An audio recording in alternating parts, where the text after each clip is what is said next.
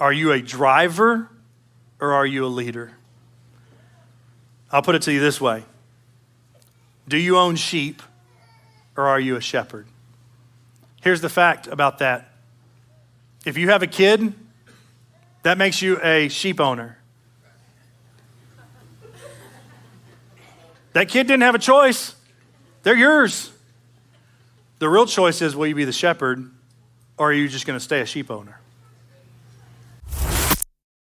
Well, good morning, church. How are we doing this morning? Good. Looks like lots of you guys are awake.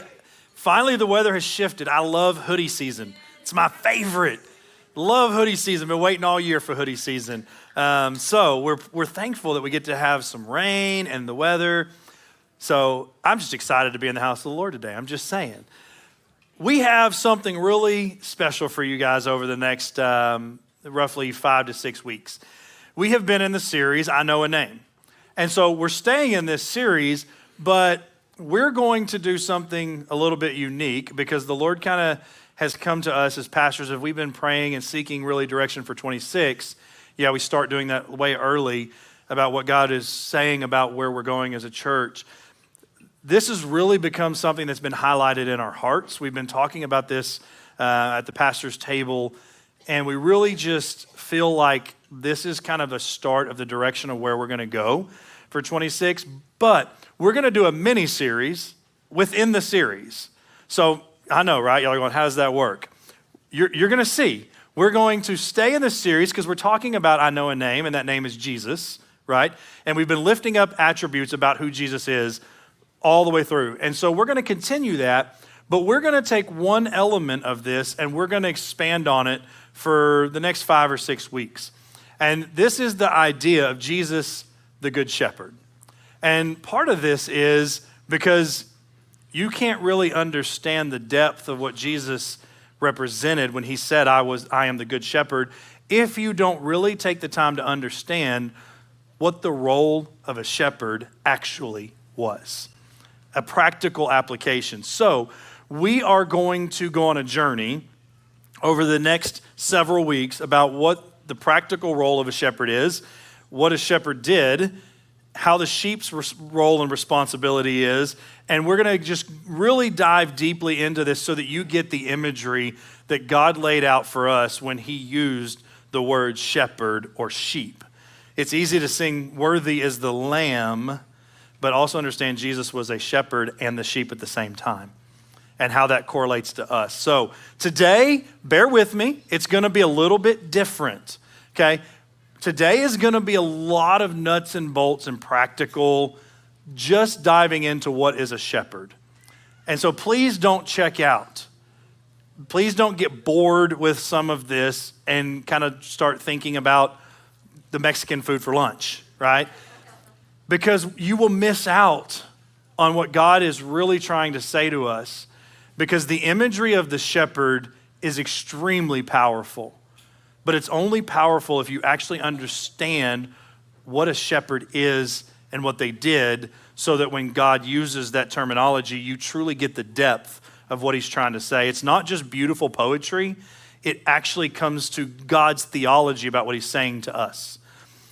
I'm going to start with this statement. I want you to know the most important thing that will ever happen between God and your soul is to love and to be loved.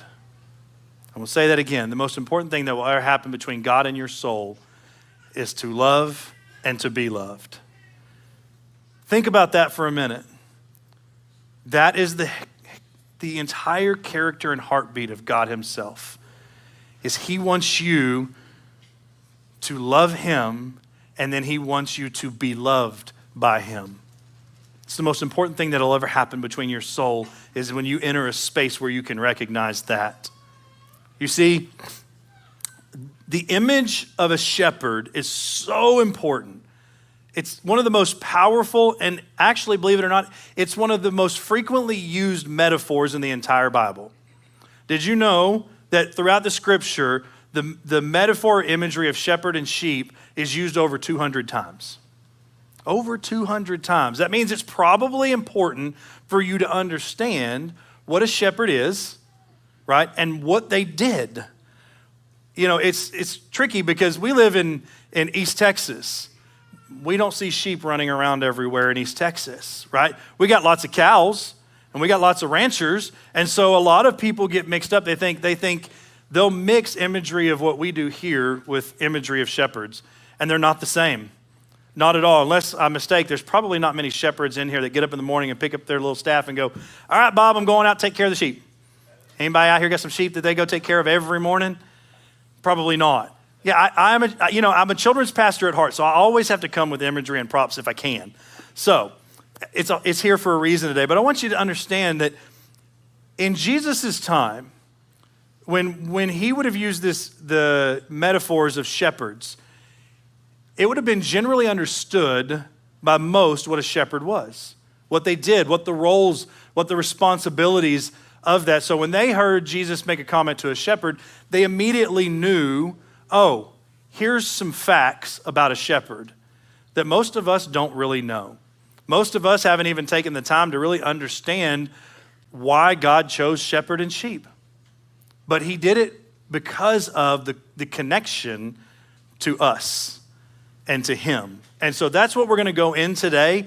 I want you to understand, for us to really get to what we're going to get to next week, when I talk about Jesus, the good shepherd, you have to first really have a good grasp of what the role of a shepherd meant to understand how deep what Jesus is saying in that moment actually was. So we're going to go on a journey today, so don't check out. We're going to actually go through practical things. Understand that a shepherd by itself would have been not necessarily the most glamorous role of the day, but the character and heartbeat of the people who filled the role, their character was glamorous. You see, the shepherd actually had to do a whole lot more than what most of us actually understand. A shepherd's real heart and God's real heart as a shepherd is to care, to lead, and to be involved in the lives of his people. And we're going to dive into that. Biblical uses of the shepherd imagery is all throughout the Bible. I'm going to take you guys on a quick journey just to kind of make sure you know I'm not making it up that the role of a shepherd was kind of important. First, you understand that the Bible was constantly using this to describe leadership and God's divine interaction with humans and us. In Genesis 49:24, so we're way back in the first book of the Bible, right? God says this. God has called himself the shepherd, the rock of Israel. It says, but his bow will remain steady and his hand will be skillful because the hands of the mighty one of Jacob. Why? Because the shepherd, the rock of Israel. God is referring to himself in this moment as the shepherd and the rock of Israel. It started in the very, very beginning using this imagery. Well, what does shepherd mean? Some of you guys could maybe guess about that, but we're going to dive into that. Or how about Moses? Another great guy. Love Moses, right? We all are familiar with Moses. If you look in Exodus 3, we're not going to read through it all, but did you know Moses was actually a shepherd before he led the people out?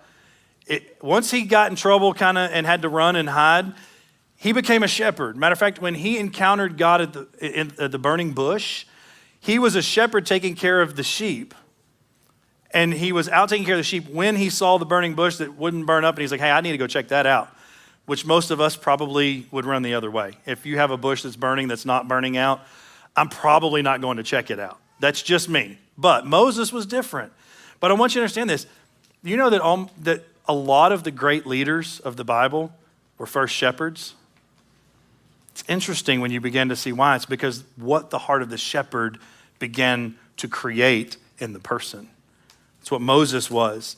It says it this way in Psalm 77, verse 20. It says, you led your people like a flock by the hand of Moses and Aaron.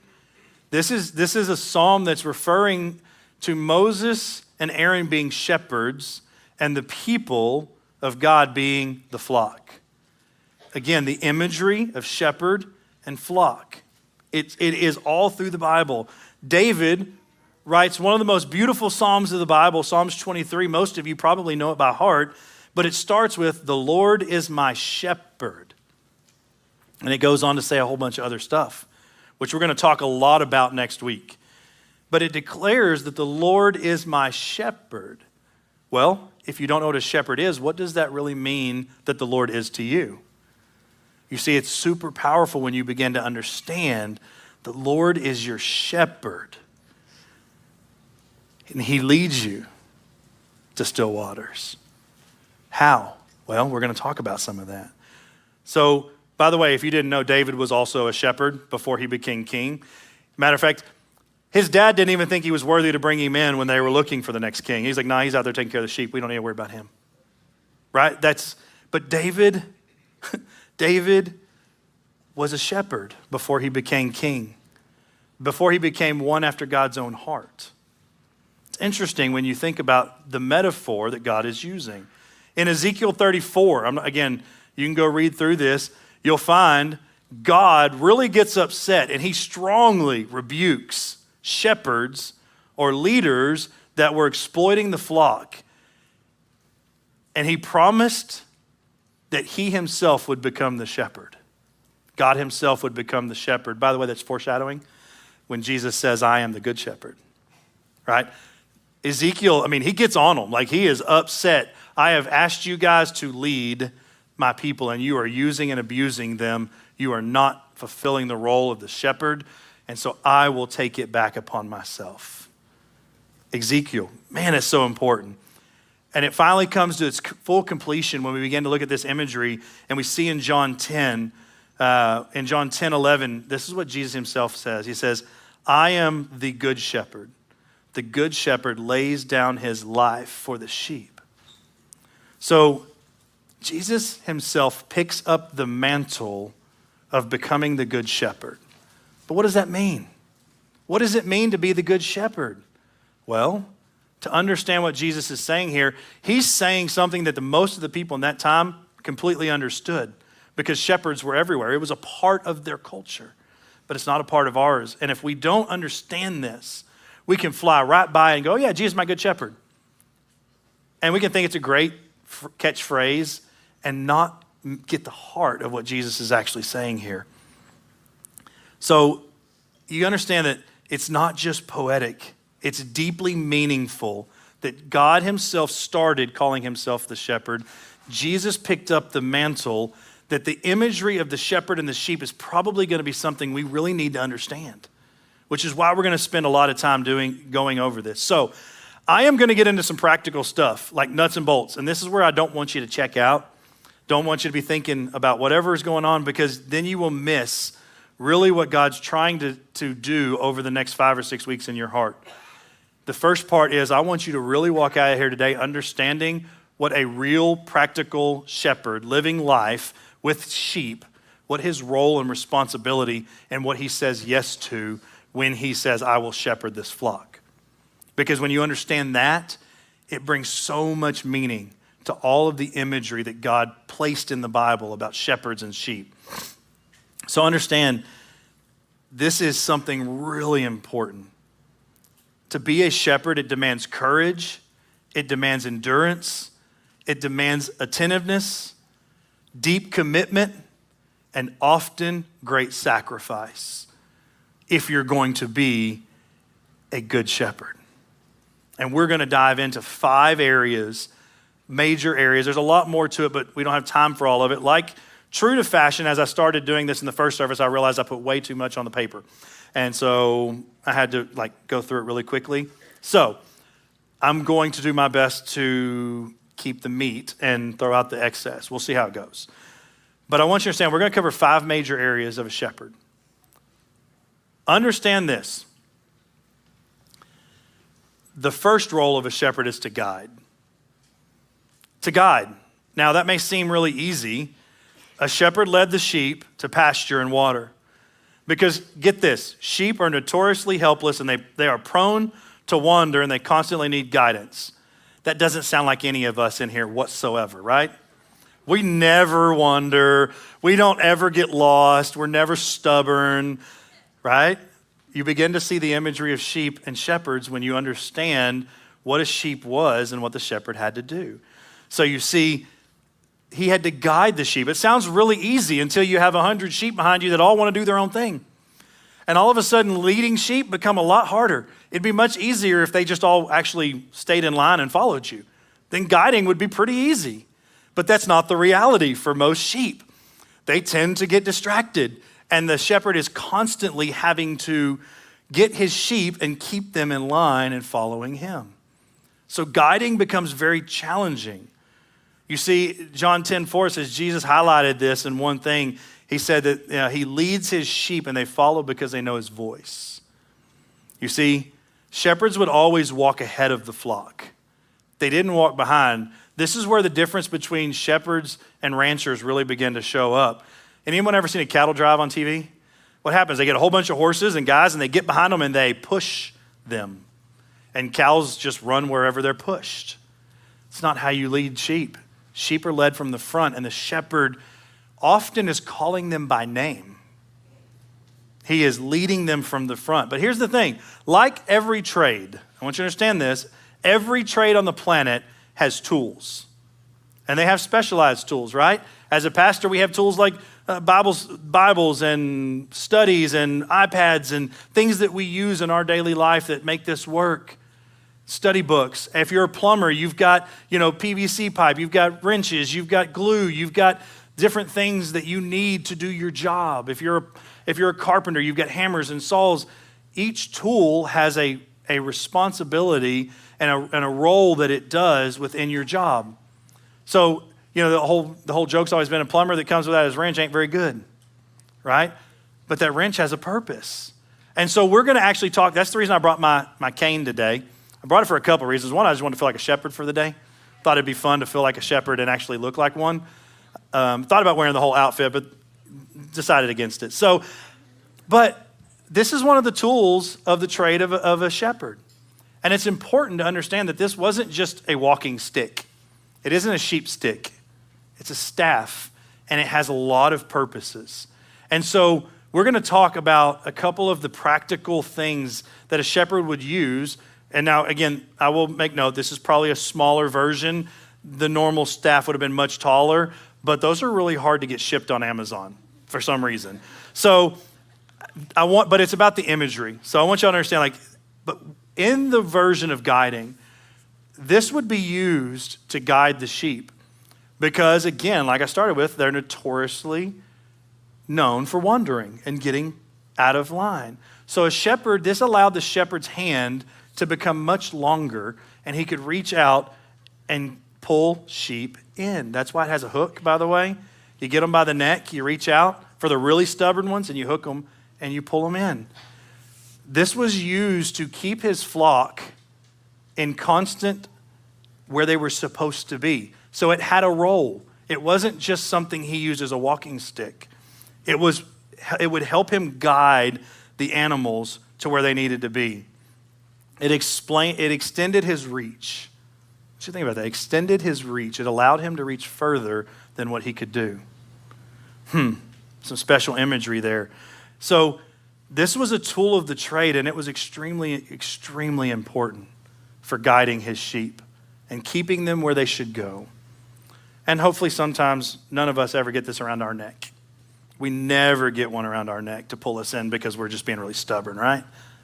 A couple of y'all are like, no, I'm definitely the one that got it around my neck constantly.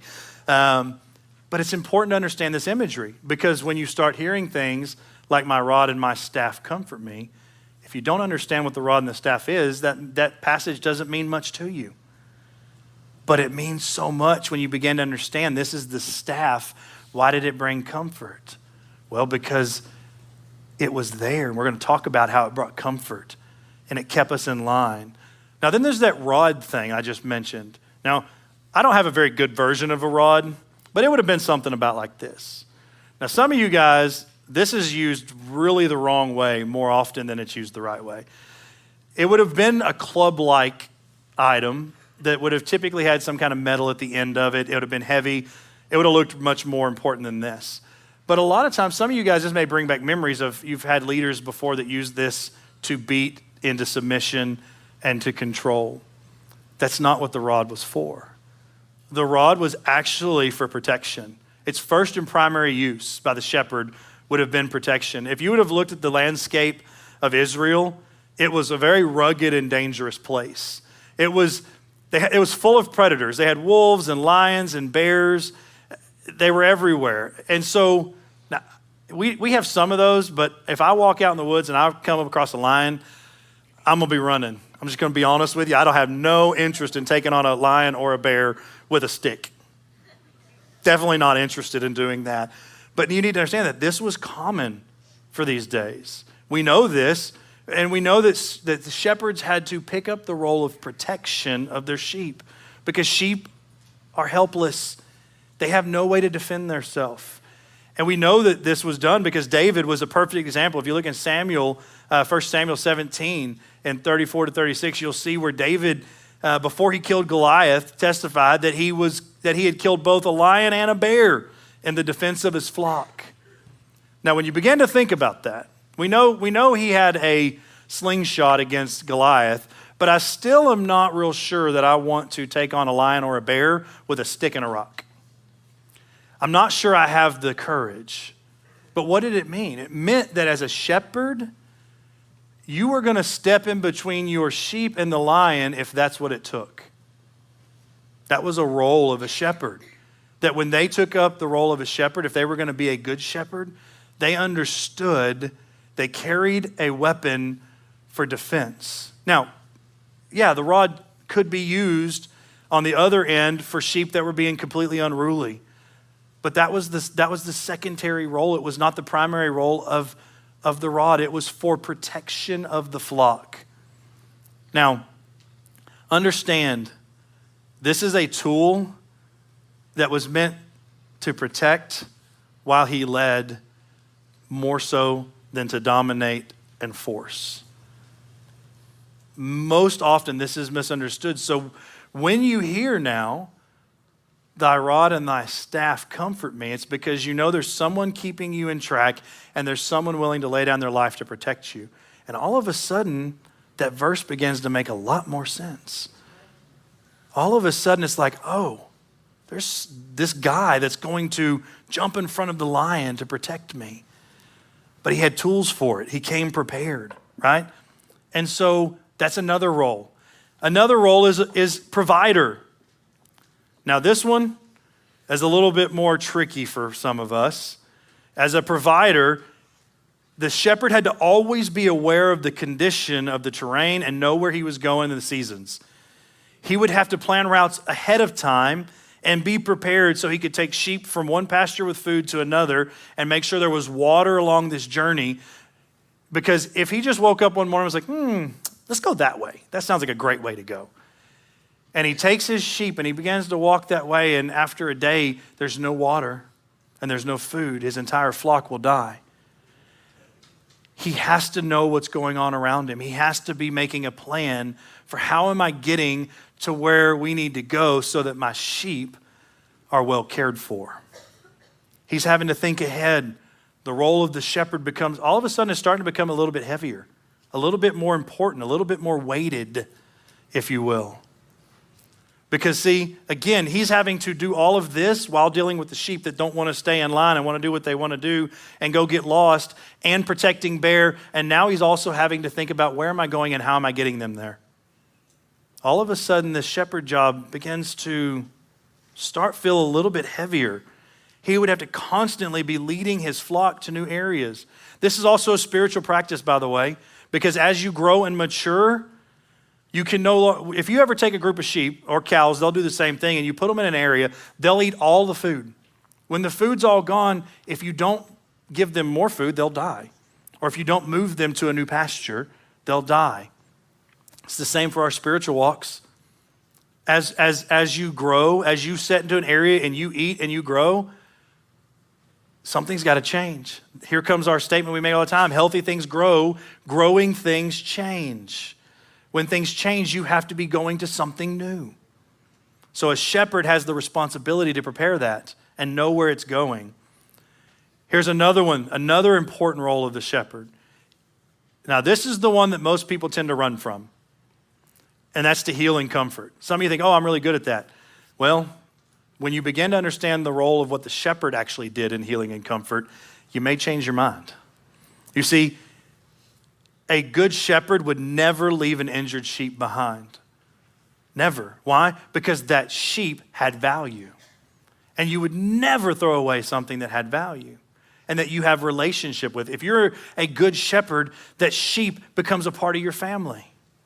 So you would never leave something behind. A good shepherd would always be constantly checking his sheep for wounds, for parasites, for infections. They would pay close attention to the ones that were sick and weak, and they would tend for them. The shepherd would constantly have to comfort sheep. He would often, believe this or not, if you go look back, a lot of the shepherds would often actually sing over the sheep. They'd actually sing over their sheep. Why would they do that? Because it's comfort. Singing over an animal is comfort, no different than it is us. You know, it says the Lord sings over us. Right? Because why? Because he's a good shepherd. So as a shepherd, they would actually sing over these sheep. You know, it's interesting when you begin to really think through this. Sheep are fairly emotional animals. If you didn't know that, like cows aren't very emotional. I've owned cows in my life. They're not very smart and they're not very connected. Sheep are different. Sheep can go into depression. They can check out. Sheep are very emotional. So are we. By the way, emotions aren't bad, but understand emotions are most of the time where wounds show up. And if you're not willing to go into the emotional spaces with your sheep, you'll never be able to heal their wounds. And a shepherd has a responsibility to heal for the wounds. This is the area that the staff actually was used again. Why? Because what did I say in the first time? It extended the reach to bring them in, but it also extends the reach for comfort. It allowed the sheep to know he could reach out and touch them and pet them and stroke them as they're walking. And it gave the sheep the knowledge that my shepherd is still here. He's never out of reach. It was a comforting, it was used a lot for comfort of the animals. I've got you. Let's keep moving. Come on. Not only is to pull you back in, but to let you know that when you're sick or when you're hurting or when you're just feeling lost, the shepherd is still there to guide you. All of a sudden, this role is getting really heavy, y'all. A good shepherd would pay close attention to the emotional needs of his flock, and he would spend more time with the ones that were struggling because they needed it in the moment, but he was aware of it in the moment. I also want to point out, this is where most people run and why most people don't do this well. Because here's the thing about wounds, infections, parasites. What always accompanies wounds and infections and parasite is the yuck. The smell, the odor, the infection, the wound, the blood, the stuff you don't want to deal with. But if you're not willing to deal with the pus-filled, infected wound, you won't be a good shepherd. You won't. If you're not willing to get into the emotional space where the wound is and deal with the hard, you're not going to be a good shepherd. But a good shepherd is going to never shy away from the yuck. He's going to press into it so that his sheep are healthy. You see, the further we get in this, the more you begin to get a clear picture of the real weight of the role of the shepherd. The imagery that God was using when he's saying, I am your good shepherd. I am the shepherd, the rock of Israel. So understand, you've got to be willing to get into the yuck if you're going to be a good shepherd. And most people, this is where they check out. Emotions, I'm out. I don't have time for that. I don't have space for that. I definitely don't want to deal with that. That's nasty. You won't be a good shepherd. A good shepherd will press in. Last thing I want to talk about in a practical application of a shepherd was always a seeker.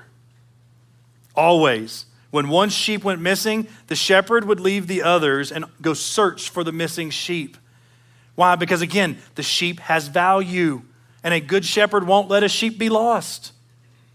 Right? He would go find the sheep. Matter of fact, it's in Luke 15 where Jesus says he left the 99 to go find the one. You see, when you begin to understand the role of a shepherd, these verses begin to come alive. They begin to have practical application to why we should care about the shepherd and the sheep. Jesus would go to extreme lengths for his sheep. A shepherd would do the same. And by the way, this is where the staff and the club would come in. Because when the sheep would get lost, it's almost always in a place it should not be.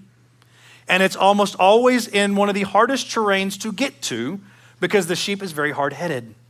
Sheep had lots of wool. They would get caught up in the briars and stuck, and they couldn't get out.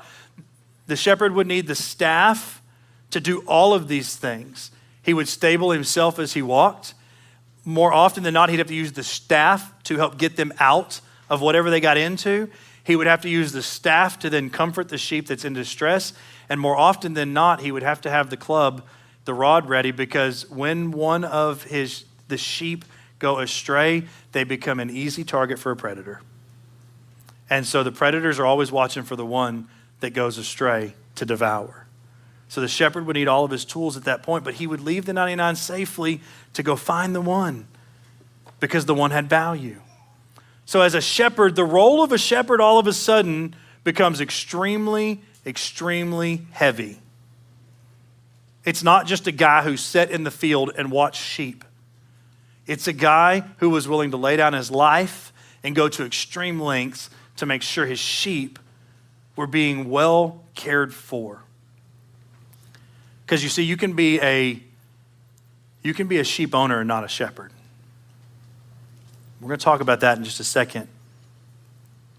But I'm going to cover real quickly a book that we've been using that really began us on this journey. It's called The Way of the Shepherd by Kevin Lehman. It's a great book if you want to read one. It's not very long.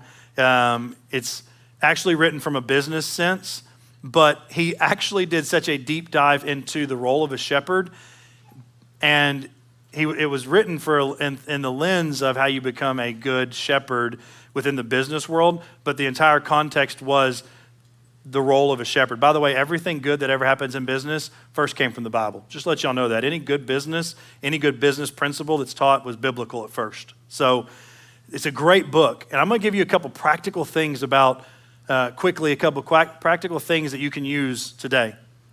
And this book highlighted it for us. How we do this, how do we become shepherds today?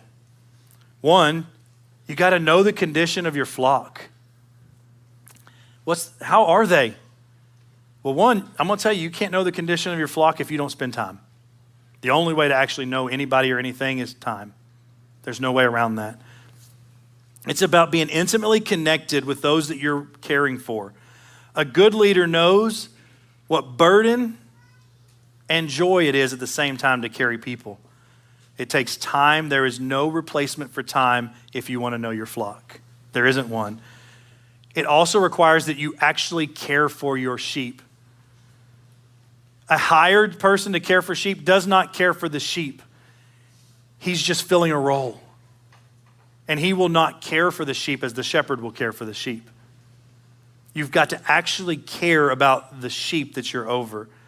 There's a breakout. One of the things that is in the book that I love, that I think you could take home for your own life, is every sheep is different. None of us were created the same. We all have different giftings and abilities that God put within you, by the way. But shepherds didn't treat all sheep the same. They adjusted their care based upon the need of that sheep. Does it need to be at the front? Does it need to be at the back? Does it need to be closer to me? What do I need to give that sheep? One of the ways we can do that in our life is shape. It's a really cool thing. It's in your notes there. Know the strengths, the heart, the attitude, the personality, and the experiences of your sheep. This is really important. By the way, he goes really in depth in this in the book. But what are the strengths? Everybody in here has a different gifting, a different strength. Some of us are great with kids. Some of us not so great with kids. Some of us are really good with our hands and building things, and some of us not. A good shepherd knows the strengths of their sheep, because it would be foolish for me to take someone who is really, really, really, really good with their hands and put them in a place where they could never use their hands. I would be wasting the gift that God gave that sheep. I would not be a good shepherd. Know their hearts. What makes them come alive? What makes them love being a part of life?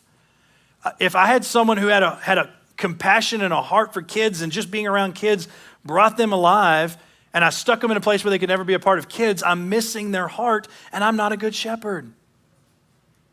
Their attitudes. This matters. Know the attitude. Am I glass half full, glass half empty kind of guy.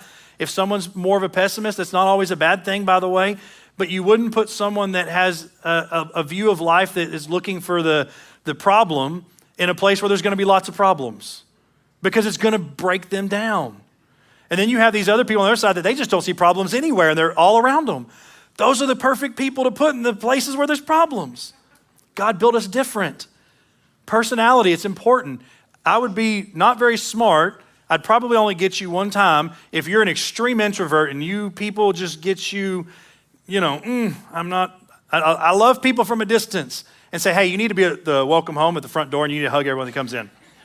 I'd probably have you for 1 week before I'd lose you, because I'm not being a very good shepherd of who you are. Personality matters. Knowing where you function and your sheep function is important. And experiences. Understand this. Your experiences, they are what shaped you to be who you are today. But knowing your sheep's experiences will allow you to help create new experiences if you want them to become something different than what they are today. We are formed by our experiences. We have become bitter, angry, lost because of what's happened to us, right? Know the experiences of your sheep. It matters, because if we understand this, let me put it to you this way. If you understand the shape of your sheep, what this actually is you are helping them discover the calling God put on their life. You're not just using them, you are stewarding them. And I want you to understand this. Make no mistake. Every person in here, every one of you, is shepherding somebody. Every one of you. Whether you realize it or not, every one of you in here is shepherding somebody, and every one of you in here are being shepherded by somebody. We're going to talk about that in just a second, but help the sheep identify with you. Do your sheep know you? Right? John 10:27, Jesus says, my sheep listen to my voice. I know them and they follow me. He is intimate. Do your sheep know you? Have you spent time? They trust the voice of the shepherd because they've heard it. They have spent time with it. It is influenced through proximity. There is no other way for your sheep to know you than to spend time with them. You have to be close enough to the sheep for them to know you are their shepherd. And I promise you, if you walk in with a stick to beat, you'll never know your sheep. They'll never connect with you, ever. Us as Christians, we need to understand, we need to bear the mark of Jesus. We don't need to just carry around jewelry. As sheep, we need to bear the mark that says, I know the shepherd, and the shepherd knows me. You see, we must become followers of our shepherd and your people. If you've never created a safe space, by the way, which is the next one, make your pasture safe. All of us have a responsibility to create a pasture, a place where our sheep can thrive and grow. This is hard. Leaders, especially those of you that want to have any spiritual growth within your sheep, you need to create an environment where people are spiritually and emotionally safe. Have you created a place in your life, in your family's life, in your work life, where people feel like they are spiritually and emotionally safe so that they can know you? It's your responsibility. This is a practical way you do it in your home. You know, prayer, accountability, love for your community, love for your family. If you never take the time to hear the heart of your sheep, you will never be able to create a safe pasture because you don't know what they need. It's our responsibility. You see, we're all called, each of us, pastors, parents, spouses, mentors, we are to engage in leadership from a place of selflessness and love. In other words, Jesus said, a servant leader. That's where we got to come from. Have you made your pasture safe? Is your home a safe place? Is your work a safe place? Are your friendships a safe place? Or have you made them a war zone? You see, a good shepherd is going to make sure that his pastures that he takes his flock to are safe. Man, all of a sudden, this role of a shepherd sounds really hard and heavy. It's not just an idle term. God didn't choose things on accident. We're getting close to ending. And so I want to ask you a couple questions. We're not going to do an altar call today on purpose because I want you to chew on this. I want you to go home and wrestle with some of this imagery and shift it in your mind, because where we're going over the next 5 weeks is we want to get you to a place where you understand that you have the obligation to shepherd your sheep well, but to also be a good sheep. Because understand, everybody in here is leading somebody, and everybody in here is following somebody. The real question is, who are you leading and who are you following? We wonder, the safe space thing is so important. I need you guys to understand this. I've been in children's ministry and youth ministry for the better part of my life. Most of you don't understand this, but I would guarantee you, one of our youth pastors right here, he'd probably agree with me. I would be willing to bet about 85 to 90% of our youth are drowning and on the edge of falling. I'm not exaggerating. And their parents are completely oblivious to it. You want to know why? Because their parents are on the edge of drowning themselves, and they don't have the capacity to see that their kids are drowning because they're about to drown themselves. And it's really because we stopped following the Good Shepherd and we started following our own heart. And I promise you, we will always find ourselves in the thicket if we follow our own heart. Our kids are in desperate need of good shepherds. Our husbands, our wives are in desperate need of good shepherds. Our church is in desperate need of good shepherds. Are you making spaces for safety? Are you embodying a good sheep? Are you becoming a good shepherd? So I'm gonna ask you this. Who are the sheep God has entrusted to your care? Because again, every one of you have someone that you are supposed to be shepherding.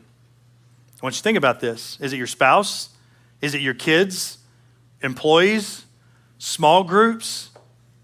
You picked it. Who has he put under your care? We all have someone that God has asked us to lead. But you need to think about it, because if you don't recognize who you're supposed to lead, you've already failed at the first start, as you aren't leading them because you haven't even recognized you should be leading them.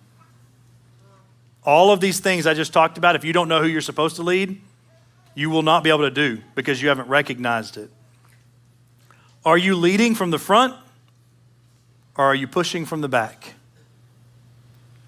This is important. Are you a shepherd, or are you a cattle owner? Are you a driver, or are you a leader? I'll put it to you this way. Do you own sheep, or are you a shepherd? Here's the fact about that. If you have a kid, that makes you a sheep owner. That kid didn't have a choice. They're yours. The real choice is, will you be the shepherd, or are you just going to stay a sheep owner? Think about that. Husbands, wives, do you care for them? Do you love them? Let me ask you this. Do your sheep bear your mark? Do they reflect you? By the way, that can be good and bad. Because if your mark is one that follows the world more than you follow Jesus, and your sheep bear that mark, they are following their shepherd. Don't be mad at your sheep when they look like what the shepherd has created. All right, another one. Are you aware of their condition? Have you taken any time to inspect them for their wounds? Have you asked where their heart is? Have you spent any time trying to find out where they are? Like I just said, most of them are drowning, and we're not even looking. The numbers are crazy. There's a reason suicide's through the roof. There's a reason depression is rising faster than everything. There's a reason it feels like it every time you turn around, we're just going down. And it's because we stopped following the Good Shepherd. I need y'all to get this. I'm telling you, the next several weeks are going to be really good for us. Are you willing to sacrifice for them like a shepherd would? Are you protecting them? Are you willing to lay down your life for them, or is it still about you? Will you deal with the hard and the nasty and the infected and the wounds, or are you just going to keep pretending they don't exist and hope they go away? You see, we have a real responsibility as shepherds. And now that you understand the weight of a shepherd, you get to wrestle with, am I going to be a shepherd? Or am I going to be a sheep owner? The shepherd imagery is not just for pastors. It was Jesus' call to every single one of us because we have influence. It's a picture of compassion wrapped in responsibility. A shepherd leads with love at all times and carries the full responsibility of those who he loves. You see, Jesus chose this image for himself and for us so it would highlight ownership, care, sacrifice, and leadership. The shepherd walks with his flock. He stands guard against dangers of the enemy. He never leaves them. He never forgets them. He builds a firm foundation for them. Jesus did not just emulate a shepherd. He redefined it with sacrifice, intimacy, and eternal security. He completed the image of the shepherd and what it means to be the good shepherd. Next week, we're going to go really, really in deep with this. Matt's going to come up here. We're going to end the service a little bit different today. Next week, we're going to go really in depth to the good shepherd and what Jesus embodied. And we're going to walk through Psalms 23, and we're going to lay a challenge down in front of you. But today, I want you just to leave pondering all of those questions. Pondering the questions of leadership. Pondering the questions that I've laid out before you. Because some of us right now did not even recognize we're a shepherd. Some of us did not even recognize that we are not leading well. Next week, we're going to talk about what it looks like to lead well.